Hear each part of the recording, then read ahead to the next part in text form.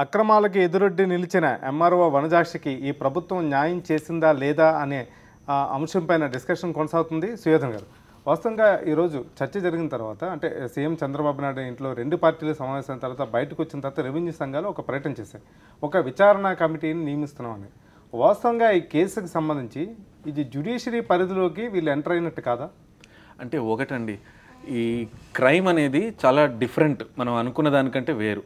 ఒక్క అడల్టరీ ఒకటిను 498 తప్ప మిగతా అన్ని కేసుల్లోనూ క్రైమ్ అనేది జరిగినప్పుడు ప్రధాన పార్టీ ఏదైతే రెండు పక్షాలు ఉంటాయో ఒక పక్షం ప్రభుత్వం, గవర్నమెంట్. సో ఇప్పుడు ఏ కేసు చూసినా కూడా అందుకే మీరు స్టేట్ వర్సెస్ ది అక్యూజ్డ్ ఉంటాయన్నమాట. సో ఈ ప్రకారం ఒకవేళ కేసు ఫైల్ అవుతాయి ఇప్పుడు state of Andhra Pradesh versus Chintamaneni Prabhakar and others అని ఉండాలన్నమాట. అంటే వనజాక్షి గారికి ఈ కేసు తోటి ఏ సంబంధం ఉండదు. ఇంకా ఆవిడ విక్టిమ్, ఆవిడ్ని ప్రొటెక్ట్ చేయాలి గవర్నమెంట్ అనేది, ఆవిడ్ని విట్నెస్గా చూసుకోవాలి, ఒక ప్రొటెక్షన్గా ఇచ్చుకుని చాలా కష్టపడి చాలా జాగ్రత్తగా సెన్సిటివ్గా చూసుకొని కేసు అనేది వాళ్ళు ఫైల్ చేయాలి. ప్రైమా ఫేసి ఎవిడెన్స్ లేకపోతే అండ్ అది జరగడం ఏదో కక్షల వల్ల జరిగిందో లేకపోతే ముందు ఏదో వీళ్ళిద్దరి మధ్యలో ఎప్పుడు గొడవలు జరుగుతుంటాయంటేనో అప్పుడు ఏదో ప్రాబ్లం అయి ఉండొచ్చు. వీళ్ళు ఏమన్నారో తెలియకుండా మనం ఎందుకు ఇది చేయాలి, ఏదో సెల్ఫ్ డిఫెన్స్ కోసము ఎవరినో కొట్టారంటేనో అలాంటివి ఏమన్నా వాదనలు వస్తే అప్పుడు ఏదో కాంప్రమైజ్ జరిపించవచ్చు. అది కూడా ఒక పోలీస్ స్టేషన్ లెవెల్ వరకు, ఒక ఏదో ఆ కమిషనర్ లెవెల్ కలెక్టర్ ఆఫీస్లోనూ అలాంటివి జరుగుతాయి. కానీ అంటే ముఖ్యమంత్రి గారి ఆఫీస్లో ఏం జరిగింది నమోదైన తర్వాత సదరు ఎమ్మెల్యే నేరుగా డిఐజీ ఆఫీస్కి వెళ్ళారని సాగర్ గారు చెప్తున్నారు. అదే, సో అది ఎంతవరకు నిజమో మనం, అది నిజమైంటే కనుక అది కరెక్ట్ కాదండి. First thing. సెకండ్ థింగ్ ఏంటంటే ఎఫ్ఐఆర్ ఫైల్ అవ్వాలి, ఆయన అరెస్ట్ అవ్వాలి. అరెస్ట్ ఎందుకు కాలేదు, ఇంతవరకు ఎందుకు ఏ యాక్షన్ తీసుకోలేదు? డెఫినెట్గా దీన్ని ఫర్దర్గా పిటిషన్ ఫైల్ చేసి పోలీస్ ఇన్యాక్షన్ మూలాన అన్యాయం జరిగిపోతున్నాయి అండ్ ఇది ఒక ఎగ్జాంపుల్గా తీసుకుంటారండి. ఏమైపోతుందంటే అండి, క్రైమ్ అనేది సొసైటీకి అగేన్స్ట్గా చేసినట్టు. ఎవరైనా మర్డర్ చేస్తే మర్డర్ జరిగిన వాళ్ళ ఫ్యామిలీ మాత్రమే కాదు ఎఫెక్ట్ అయింది, ఆ సొసైటీ మొత్తం ఎఫెక్ట్ అవుతుంది. అరే ఇలాంటి వాడు ఉంటే మొత్తం అందరికీ సొసైటీలో ప్రాబ్లం అవుతుంది కాబట్టి ఇలాంటి వాడు జైల్లో ఉండాలి. That is the concept of crime. Rule of law ఎందుకు ఉండాలి, అందరికీ ఒకటే ఎందుకు అయి ఉండాలంటే పలానా వ్యక్తి ఇలా రోడ్డు మీద తిరుగుతుంటే రేపు పొద్దున్న ఏ మహిళా ఆఫీసర్ కానీ ఆంధ్రప్రదేశ్ ప్రభుత్వంకి పనిచేసేటువంటి ఏ మహిళా ఆఫీసర్ కానీ ఏదన్నా న్యాయం చేయాలంటే 10 సార్లు ఆలోచిస్తారు. ఎవరు అక్రమాలు చేసినా అడ్డుకునే సాహసం అడ్డుకోరు. ఆయన బయట ఉన్నంతకాలం అడ్డుకోరు. అట్లీస్ట్ అరెస్ట్ అయితే దాని తర్వాత కమిటీ నిర్వహించి అసలు పోలీస్ వాళ్ళు ఏం చేశారు, ఏం జరిగింది, ఇది కేసు ఏమిటి, సర్వే ప్రాబ్లం ఏమిటి, దానికి ఒక సీనియర్ ఐఏఎస్ ఆఫీసర్ని వేస్తారు. అదంతా రూల్స్ ప్రకారమే జరుగుతున్నాయి, దాంట్లో ప్రాబ్లం లేదండి. అది డిఫరెంట్ కేసు, అది ఒక సివిల్ మ్యాటర్. అసలు సర్వే ఏమైంది, ఈయన ల్యాండా ఎవరి ల్యాండా, అది సివిల్ మ్యాటర్. అది వాళ్ళు సెటిల్ చేసుకుంటారు, ఏమన్నా చేసుకొనివ్వండి, అది డిఫరెంట్. కానీ ఇది సొసైటీ ఎఫెక్ట్ అవుతుంది, మీరు నేను కూడా ఎఫెక్ట్ అవుతాం. నిజంగా తప్పు చేసిన వాడు బయట అందరూ ఎఫెక్ట్ అవుతారు. కొట్టరు అన్న గ్యారంటీ ఏమిటి అంటే ఆయనే అంత క్లియర్గా మనకు కనిపిస్తుంది. నేను ఇంతవరకు ఆ వీడియోలు ఫోటోలు చూడడం జరగలేదండి, ఇదే చూస్తున్నాను. కానీ చూసిన తర్వాత మాత్రం ఒక రకమైన భయంగా ఉంటుంది ఎవరికైనా కూడా. ఆ భయం అనేది ప్రభుత్వం తొలగించడానికి ట్రై చేయాలి, సిటిజన్స్లో భయం లేకుండా. అందుకనే ఈ క్రిమినల్ జస్టిస్ సిస్టమ్ ఉంది, అందుకే వాళ్ళని అరెస్ట్ చేయడం జరగాలి. అండ్ 353, 354 అనేవి మామూలు సెక్షన్లు కాదండి. ఇప్పుడు మెడ్రాస్ హైకోర్టు కూడా వాళ్ళ రేప్ విషయంలో కూడా కాంప్రమైజ్ అయిన వాళ్ళని మళ్ళీ రీకాల్ చేసింది వాళ్ళ పిటిషన్ నిన్న. ఇవాళ మనం చూస్తే ఆల్రెడీ ఇచ్చేసింది అనమాట ఆర్డర్స్, లేదు వాళ్ళు కాంప్రమైజ్ అయిపోయి పెళ్లి చేసుకుంటాను వదిలేని. తర్వాత మళ్ళీ వాళ్ళు ఇచ్చిన ఆర్డర్స్ని వాళ్ళు వెనక తీసుకుని అయ్యో సుప్రీంకోర్టు డెసిషన్స్ ఇచ్చింది, ఇది కరెక్ట్ కాదు, ఇలాంటి వాళ్ళు మనం వదిలేస్తే రేపు పొద్దున ఎవడైనా సరే రేప్ చేసి పెళ్లి చేసుకుంటా అంటాడు. ఇప్పుడు ఇంతే, కొట్టేసిన తర్వాత కాంప్రమైజ్ చేసుకుంటాం అంటారు, కొడతాం ఫస్ట్, తర్వాత కాంప్రమైజ్ చేసుకుంటామని ఒక ప్రాసెస్ లాగా అయిపోతుంది అనమాట. అదొక ఎమ్మెల్యే అనేవాడు, ఎమ్మెల్యే కానీ లేకపోతే ఎవరైనా సరే మహిళని కొట్టేసి నేను డైరెక్ట్గా మంత్రి దగ్గరకో సీఎం దగ్గరకో డిఐజీ దగ్గరకు వెళ్ళి సెటిల్మెంట్ చేస్తా. పోలీస్ స్టేషన్ ఎందుకు, కోర్టులు ఎందుకు, మేమెందుకు, మీరెందుకు? సాగర్ గారు, జరిగిన ఘటన చాలా అన్యాయమైనది. వాస్తవంగా ప్రభుత్వం నుంచి కూడా వ్యవస్థ నుంచి కూడా సరైన సపోర్ట్ రావట్లేదా అని ఒక రకమైన అభిప్రాయం ఇక్కడ వ్యక్తం అవుతుంది. ఉద్యోగ సంఘాలుగా మీరు సక్రమంగా పోరాడుతున్నారని అనుకుంటున్నారా, లేకపోతే మీలో కూడా ఏదైనా విడుపు ధోరణి కనిపిస్తుందా?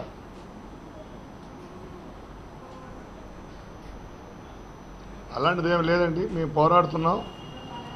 రాష్ట్ర అధినేత ఇంటికి పిలిపించి మీరు ఆగండి నేను చెప్తున్నాను అనే పరిస్థితి జరిగి ఉందని మేము భావిస్తున్నాం. వనజాక్షి గారు కూడా విరోచితంగా జరిగిన అన్యాయాన్ని బయటపెట్టారు.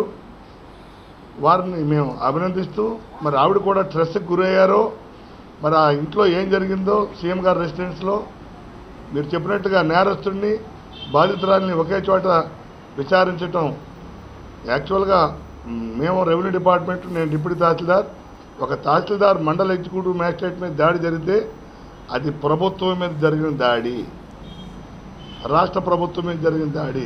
రాష్ట్ర ప్రభుత్వం వనజాక్షి గారి పక్కన నిలబడి నిందితుడిని స్వపార్టీ అయినా కూడా అరెస్ట్ చేయించి, ఇదిగో మా గవర్నమెంట్లో మేము నీతి నిజాయితీలతో పనిచేస్తున్నామని రుజువు చేసుకోవాల్సిన సమయంలో సాక్షాత్ ముఖ్యమంత్రి గారు మరి ఇంటికి పిలిపించుకొని రాజీ చేయటం అంటే, కమిటీ వేయటం అంటే దాదాపుగా ఈ కేసు నీరు కారిపోయిందని నేను అనుకుంటున్నాను. వాస్తవంగా సాగర్ గారు ఈ విధంగా వనజాక్షి గారు వెనకాల మీ సంఘ నాయకులు కూడా వెళ్ళారు.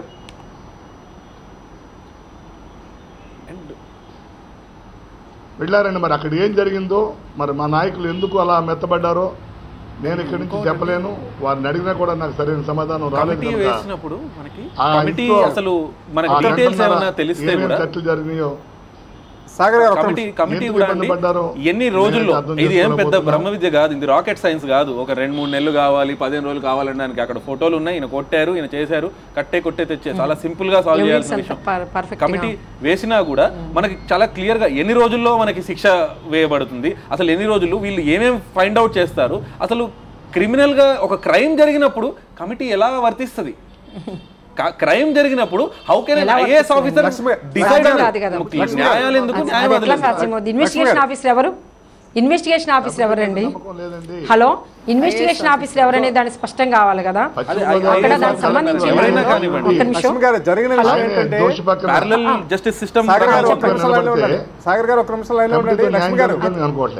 బయటకు వచ్చిన తర్వాత చెప్పండి సార్. ఒక ఐఏఎస్ అధికారితో విచారణ కమిటీని ఏర్పాటు చేస్తున్నాం అన్నారు అంతే. దీని తర్వాత మిగతా చర్యలు తీసుకుంటా అని చెప్పి ఏపీ ఎన్జిఓ నేతలే ప్రకటించారు. ఒక రెవెన్యూ అసోసియేషన్ కి సంబంధించిన నాయకులు ప్రకటించారు. కానీ ప్రభుత్వం నుంచి ఇంకా ఏమంటే ప్రభుత్వం నుంచి ఇప్పటివరకు ఈ ఘటనకు సంబంధించి ఎలాంటి ఖండన రాలేదు. అసలు దీన్ని మేము ఖండిస్తున్నాం, లేకపోతే ఎమ్మెల్యే తీరుని చాలా తీవ్రంగా పరిగణిస్తాం, లేకపోతే పోలీసుల తరపున చర్యలు తీసుకుంటారు, ఇలాంటి రకమైన స్టేట్మెంట్లు ఎక్కడ రాలేదండి. అండ్ ప్యారలల్ జస్టిస్ సిస్టమ్స్ అనేవి ఏ గవర్నమెంట్ హామ్ చేస్తాయండి. చెప్పండి. ఇప్పుడు ప్రభుత్వము ఆల్రెడీ కౌంటర్ కేసు పెట్టించడంతో అర్థమైపోయిందండి. ఇప్పుడు ఏంటంటే కేసు అండ్ కౌంటర్ అంటే ఇప్పుడు అక్కడ చాలా స్పష్టంగా ఈమెమి తిరిగి దాడి చేసినట్లు కానీ, రెవెన్యూ వాళ్ళు తిరిగి వాళ్ళ మీద దాడి చేసినట్లు కానీ, లేకపోతే వాళ్ళకి సంబంధించిన దాంట్లో డ్వాక్రా మహిళలు కొట్టినట్లు కానీ ఎక్కడ ఎవిడెన్స్ సంబంధించిన దాంట్లో కనపడట్లేదు. వాళ్ళంతా కూడా సంబంధించిన దాంట్లో ఈమె తిరిగి వాళ్ళ దాడిని కాసుకునే పని వీళ్ళందరూ ఎంత ఫొటోస్లో ఎగిరెగిరి కొడుతున్నారు. ఆయన ఎమ్మెల్యే ఆయన అంత అన్యాయంగా కొడుతున్న విషయం ఈరోజు ఫొటోస్లో కానీ అన్ని పేపర్లో కనపడుతూ ఉన్నప్పుడు చాలా స్పష్టంగా ఇన్వెస్టిగేషన్ డిపార్ట్మెంటు ఐఏఎస్ ఆఫీసర్ని వేసి ఇన్వెస్టిగేషన్ సంబంధించిన దాంట్లో చేయాలంటే మరి ఆయనకి ఏమి ఇక్కడ జడ్జ్ చేయమని చెప్పారు, ఏమి ఇక్కడ ఇన్వెస్టిగేషన్ ఆఫీసర్ పోలీస్ డిపార్ట్మెంట్ పక్క నుంచి పెట్టి ఐఏఎస్ ఆఫీసర్కి ఇప్పించడం మనం ఇప్పుడే చూసాం. అంటే కేసు అండ్ కౌంటర్ని కట్టడం అంటే ఇప్పుడు ప్రాథమికమైన ఇప్పుడు జరిగిన వెంటనే తిరిగి కొట్టాడని ఒక కేసు పెడితే ఈ రెండింటిని ఎదురు పెట్టి ఇద్దరు రాజీ చేసుకోమని చెప్పడం అనేది అనాగరికమైనది. కొట్టిన వాడికి ఈ రోజు న్యాయం జరుగుతుంది, దెబ్బతిన్న వాడికి అన్యాయం జరుగుతుంది. కాబట్టి కేసు అండ్ కౌంటర్ పెట్టడమే సరైనది కాదు.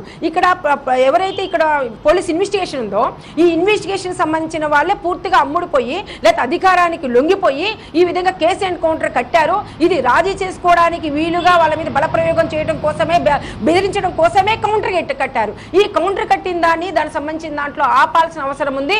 ఇది కూడా ఈ రెండింటిని చూసి ఈ రెండింటి మీద విచారణ అని చెప్పి మాట్లాడుతున్నారు ఆయన. అంతే కదా, ఈ రెండింటిని విచారిస్తారు అంటే వాదోపవాదాలు అని చెప్తున్నారు. కాబట్టి ఈ రెండింటి మీద విచారిస్తారా? కేసు అండ్ కౌంటర్ కట్టడమే తప్పైనప్పుడు ఇన్వెస్టిగేషన్ సంబంధించిన దాంట్లో ప్రాపర్ వేలో చేయకుండా ఇన్వెస్టిగేషన్ డిపార్ట్మెంట్ అంతా పోలీస్ అయినప్పుడు మరి ఈ రోజు ఐఏఎస్ ఆఫీసర్కి ఏం అప్పగిస్తా నాకైతే మరి మా జ్ఞానానికి అందట్లేదు. మరి ఆయన వివరిస్తే మరి మంచిది మరి దానికి సంబంధించిన దాంట్లో. నేను అనేది కూడా అదేనండి. ఇప్పుడు కోర్ట్ అనేది ఎందుకు ఉంది, పోలీస్ సిస్టమ్ అనేది ఒకటి ఉంది, criminal procedure code, Indian penal code ఎందుకు ఉన్నాయి? ఎందుకంటే అవి ఏ శిక్ష ఎక్కడ పడాలో ఎలా పడాలో న్యాయవాదులు బాగా తెలిసి ఉంటారు. అండ్ జడ్జ్ అనే వాళ్ళకి బాగా తెలుస్తుంది ఒక క్రైమ్ జరిగితే దాన్ని ఎలా దాని మీద ఎలా జడ్జ్మెంట్ ఇవ్వాలి, ఎలాగా పరీక్షించాలి, ఎవిడెన్స్ని ఎలా చూడాలని తెలుస్తుంది. ఐఏఎస్ ఆఫీసర్ ఎలా తెలుస్తుందండి? ఐఏఎస్ ఆఫీసర్ ఒక క్రైమ్ జరిగిన దానికి కమిటీ వేయడం అనేది ఎప్పుడు జరుగుతుందంటే ప్యారలల్ గా ఇన్వెస్టిగేషన్ జరుగుతూ దానికి ఈయన న్యాయ వ్యవస్థని ఇప్పుడు నిర్వీర్యం చేసినట్టు కదా. ఇప్పుడు న్యాయ వ్యవస్థలో ఏం చేస్తున్నారో కూడా తెలియాలి. నేనేం చెప్తానంటే ఇది జరిగి 2 రోజులు అయిందండి, 3 రోజులు, 3rd డే ఇవాళ. సో ఈ థర్డ్ డే కాకుండా ఇవాళ సాటర్డే అనుకున్నా, రేపు సండే, అట్లీస్ట్ మనకి రేపటికైనా కూడా శ్రీహరి గారు మా ఒక్క రిక్వెస్ట్, శ్రీహరి గారు ఒక్క రిక్వెస్ట్ Time అయిపోతుందండి, ఒక్క నిమిషంలో ముగించాలి. అంటే వాళ్ళ చేతుల్లో ఉన్న ఇన్వెస్టిగేషన్ సంబంధించిన దాంట్లో తీసేసుకోవడం అనేది, మరి అప్పుడు ఆడపిల్లల మీద వాకపల్లిలో వాళ్ళ మీద అత్యాచారం జరిగింది కాబట్టి గ్రేహాండ్స్ పోలీసులను అరెస్ట్ చేయండి అని చెప్పేసి హైకోర్టుకి వెళ్ళి, మేము సుప్రీంకోర్టుకి వెళ్ళి ఆ హైకోర్టులో ఉన్న స్టే లిఫ్ట్ చేయించేసి అరెస్ట్ చేయమని చెప్తే పోలీసుల మనోభావాలు దెబ్బతింటాయని చెప్పి మాట్లాడారు. ఇప్పుడు ఇన్వెస్టిగేషన్ చేయాల్సిన పోలీస్ డిపార్ట్మెంట్ పక్కన పెట్టి మీరు పక్కన కూర్చోండి, మీకు ఏం కాదని చెప్పేసి మాట్లాడి ఈ రోజు ఐఏఎస్ ఆఫీసర్ గారిని వేరే వాళ్ళు మీకు కేటాయిస్తామంటే ఇప్పుడు పోలీసుల యొక్క ఆత్మాభిమానం దెబ్బతిందండి. మరి మహిళలకు సంబంధించిన దాంట్లో ఆత్మాభిమానం, ఈ రోజు మహిళలకు సంబంధించిన దాంట్లో వాళ్ళ రక్షణ సంబంధించిన దాంట్లో ఎవరు భరోసా కల్పిస్తారు? భరోసా కల్పించాల్సిన బాధ్యత ఎవరిది? ఆ డ్యూటీ ఎవరు తీసుకుంటారు? ఈ రోజు కల్పించాల్సిన రెస్పాన్సిబిలిటీ ఎవరిది? ఓకే లక్ష్మి గారు, టైం అవుతుంది. అసలు హోమ్ మినిస్టర్ దీంట్లో ఇన్వాల్వ్ అవ్వాలి, కానీ హోమ్ మినిస్టర్ ఎక్కడ కూడా దాని గురించి మాట్లాడకపోవడం చాలా బాధాకరం. అంటే హోమ్ మినిస్టర్ ని కూడా ఒక రబ్బర్ బొమ్మలాగా, ఒక రబ్బర్ స్టాంప్ లాగా వాళ్ళకి ఏం వాల్యూ లేదు, ఓన్లీ పదవులు ఇచ్చారు, అలంకారప్రాయంగా ఉంది తప్ప ఎక్కడ ఉపయోగం లేదనేది స్పష్టంగా తెలుస్తుంది. అండ్ ఈ రోజు ఆయన అందరినీ పిలిపించి ఎంత అధికార దుర్వినియోగం చేసి బెదిరించుంటారో మనం అర్థం చేసుకోవాలి. ఎందుకంటే ఇంత స్ట్రైట్ ఫార్వర్డ్గా ఉండే లేడీ ఇంత ధైర్యంగా చింతమనేనిని ఫేస్ చేసి మరి బయటకు వచ్చి ఆవిడ ధర్నా చేసి తనకు జరిగిన అన్యాయాన్ని చెప్పుకున్న ఆవిడ ఈరోజు సైలెంట్గా మొత్తం అధికారులతో పాటు బయటకు వెళ్ళిపోయిందంటే వాళ్ళని ఎంత హ్యూమిలేట్ చేసి, ఎంత భయపెట్టి, భవిష్యత్తులో ఇంకా మీరు ఇలాగే పోరాటం కొనసాగిస్తే ఏం చేస్తామని బెదిరించారో వాళ్ళు సైలెంట్ అయిపోయారు. నాకైతే అర్థం కాలేదు. కానీ ఈరోజు చంద్రబాబు నాయుడు గారు చేసినది మాత్రం చాలా తప్పు. దీనివల్ల ఈ రాష్ట్రంలో తెలుగుదేశం పార్టీ నాయకులు, మంత్రులు, కార్యకర్తలు, ఓటేసిన వాడు కూడా రేపొద్దున ప్రతి మహిళ మీద చెయ్యెత్తుతాడు. ఏం జరిగినా మా పార్టీ చూసుకుంటుంది, ఏం చేసినా మాకేం జరగదు అనే ధైర్యం వస్తుంది. ఈరోజు క్లియర్ కట్ గా వాళ్ళకి రైట్స్ ఇచ్చాడు, మీరు ఏమైనా చేసుకోండి రా, విచ్చలవిడిగా చేసుకోండి, నేనున్నా చూసుకుంటాను అన్నట్టుగా ఈ రోజు వాళ్ళందరికీ రైట్స్ ఇచ్చారు. నిజంగా వీళ్ళకి ఎన్టీఆర్ గారి మీద గౌరవం ఉంటే, నిజంగా ఎన్టీఆర్ గారి పార్టీలో నుంచి అధ్యక్షుడిగా ఈ రోజు అధికారంలోకి వచ్చాడు. సో ఎన్టీఆర్ గారి ఆశయాలకు అనుగుణంగా ఆడపడుచులు గౌరవించాల్సింది పోయి ఈ రోజు ఆడపడుచుల్ని ఒక మండల అధికారి అంటే మెజిస్ట్రేట్ వాల్యూ ఉన్న ఆవిడనే ఈ రోజు అన్యాయం జరుగుతుంటే పట్టించుకున్నప్పుడు సాధారణ మహిళకి ఏం న్యాయం జరుగుతుంది? సో మహిళల్ని గౌరవిస్తాడు చంద్రబాబు నాయుడు. నిజంగా మహిళల మీద గౌరవం ఉంది అంటే ఇప్పటికైనా చింతమనేని ప్రభాకర్ గారిని అరెస్ట్ చేయాలి, ఆయన్ని చీఫ్ విప్ గా ఆయన్ని రిజైన్ చేయించాలి. ఇలా ఐఏఎస్ కమిటీలు వేసి దాన్ని నీరు గారిస్తే మాత్రం మహిళలు ఊరుకోరు. సాగర్ గారు కంప్లీట్ చేయాలి, ఒక్క నిమిషంలో కంప్లీట్ చేయాలి, టైం అవుతుంది. సాగర్ గారు కేసు రిజిస్టర్ అయి ఉంది.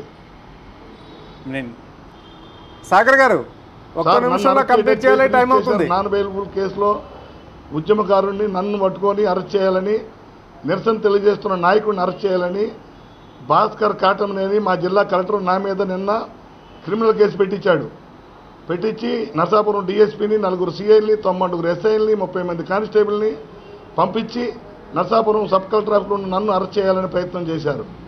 ఇది చాలా దుర్మార్గంగా ఉంది. నేరం చేసిన వారిని అరెస్ట్ చేయమని అడిగినందుకు మమ్మల్ని అరెస్ట్ చేయబోతున్నారు. మమ్మల్ని అరెస్ట్ చేసి అడ్మినిస్ట్రేషన్ ఎంత దూరం తీసుకెళ్తారో మేము కూడా చూడాలనుకుంటున్నాం. ఓకే సాగర్ గారు, ఓకే లక్ష్మి గారు కంక్లూడ్ చేయాలి, టైం అవుతుంది. నేరమే అధికారమే రాజ్యం వెళ్తుందండి. మనం అంతా నోరుండి చూస్తూ కూర్చోదలుచుకోలేదు. నోరుండి కూర్చొని కనుక చూస్తే నేరస్తులం అవుతాం. తప్పకుండా నోరిప్పాల్సిన అవసరం వచ్చింది. ప్రతి మహిళ ఈరోజు ప్రజాస్వామికవాదులు, ప్రజలు అందరూ స్పందించాల్సిన అవసరం ఉంది. ఇది ప్రజలందరి సమస్య, మహిళలందరి సమస్య, ప్రజాస్వామికవాదుల సమస్య, ప్రజల యొక్క జీవితానికి భరోసా సంబంధించిన సమస్య. అది ఆయన వ్యక్తిగత విషయం కాదు, లేకపోతే ఈరోజు ఒక సంబంధించి ఇంటి విషయం కాదు. ఇంట్లో కూర్చోబెట్టి మాట్లాడి చెరొక దెబ్బ పొండి అని చెప్పి చెప్పడానికి ఈరోజు అనేక మంది ఆంధ్రప్రదేశ్ ఏపీ యొక్క ఆత్మగౌరవం అని చెప్పేసి మాట్లాడుతున్నారు.